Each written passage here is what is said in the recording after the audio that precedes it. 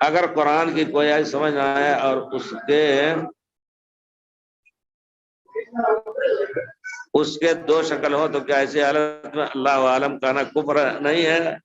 ہاں کہتے ہیں اگر قرآن کی کوئی آیت سمجھ نہ آئے اور اس کے دو شکل ہو، آپ کو سوال میں یہ کہنا چاہیے تھا کہ اگر قرآن کی کوئی آیت واضح معنی دے رہی ہے تو پھر اس کے بعد اللہ عالم کہنا کفر نہیں ہے۔ جیسے اللہ تعالیٰ کہتے ہیں مالک یوم الدین، اللہ یوم جزا یعنی قیامت کے مالک ہیں، اس میں کوئی شبہ نہیں ہے۔ اب اگر کہیں اللہ عالم، اللہ عالم یعنی گویا آپ شبہ ڈال رہے ہیں۔ سوال آپ کا اس طرح کا ہونا چاہیے کہ اگر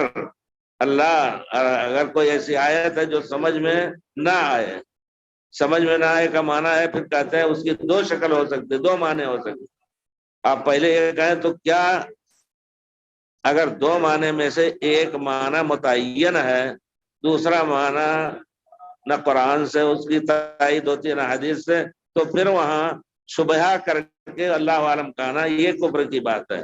لیکن اگر مسئلہ آپ اجتہادی ہے، کچھ اور بات ہے، آپ نے تفسیر میں کچھ کہیں، آخر میں کہیں واللہ عالم یہ مطلوب ہے، اللہ ہی زیادہ جاننے والے ہیں۔ لیکن اگر مسئلہ ایک دم واضح ہے کہ اللہ تعالیٰ قیامت کے دن ہر ایک کا حساب لیں گے، آپ کہیں اللہ عالم پتہ نہیں، شبہ کے نام سے اگر آپ اللہ عالم کہہ رہے ہیں تو یقیناً کفر لازم ہوگا۔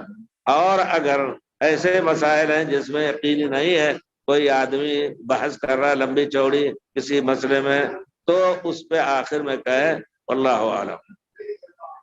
پھر اس کے بعد کہتے ہیں اگر قرآن کی نہیں، جس حدیث میں اللہ کی صفات ہو، اللہ اور رسول کا حکم ہو، اس پر اللہ عالم کہنے سے کیا دائرہ اسلام سے خارج ہوتا ہے؟ بات وہی رہی کہ اگر یقینی مسئلہ ہے الرحمن علی العرش استوی، اللہ عرش پر مستوی ہے، عرش کے اوپر ہیں، اس میں کوئی نہیں، مبتدا اور خبر عربی زبان میں استوا کے معنی بھی واضح ہے، رحمان اعلیٰ کے معنی بھی، یعنی اللہ عرش پر مستوی ہے۔ اب اگر کوئی کہے اللہ عالم پتہ نہیں، یہاں ہم کہیں گے کہ امام بونیوا کی بات ہم نقل کریں گے آپ کے سامنے۔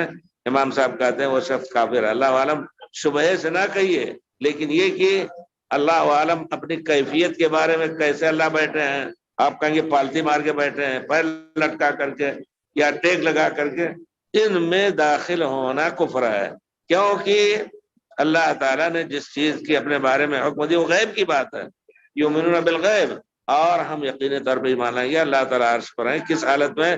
کیفیت کا پر آپ شبہ کریں، بلکہ یقین کر لیں کہ کیفیت پر بولنا یہ غلط ہے۔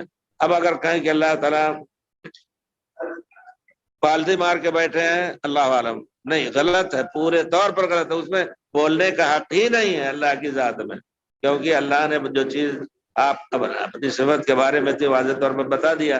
اللہ اپنے بارے میں زیادہ جانتے ہیں، اللہ کے رسول کے بارے میں زیادہ جانتے ہیں، تو جو چیزیں واضح طور پر پیر رسول کو اللہ تعالیٰ نے کہا یا آپ کی صفت بیان کی، اس پر ہمیں یقین رکھنا ہے۔ شبہہ ظاہر کر کے اللہ عالم کہنا یہ کفر ہے، یقیناً، بے شک اس میں کوئی شک نہیں۔